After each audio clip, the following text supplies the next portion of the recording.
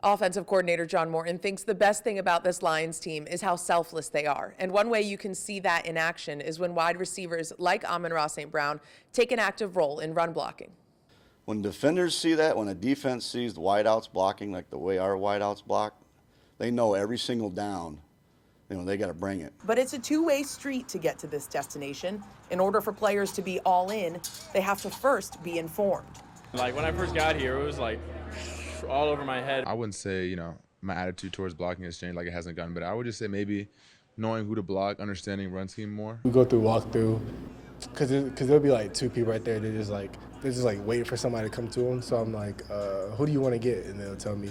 And I'll tell them which one I prefer, and then we just work it out like that. Then comes appreciation and perspective. Some teams, the receivers don't block, and that shortens, the amount of explosive plays they get, because that one guy will make the tackle like 5 yards away. So with me knowing they're going to block, I know I could just trust it and just hit it full speed.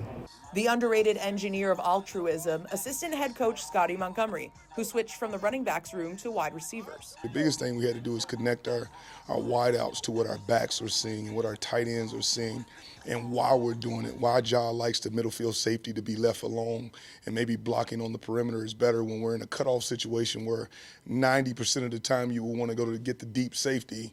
Jameer likes the space of the deep safety versus him being pressed from the exterior. A two-time team MVP as wideout for the Duke Blue Devils, players say he makes it a point to educate his position groups on how the entire offense sees things. I think it's the connective tissue of what we do, not only here, but the true game of football, right? There's different facets of football, whereas, you talk about passing game, you talk about run game, you talk about, gadgets, all the, the things that go with it. But truly, when you connect what we do from a passing game standpoint, run game standpoint, and then being able to use those guys in the blocking scheme in the run game, we can add quite a bit of value. I knew this would be great for our team.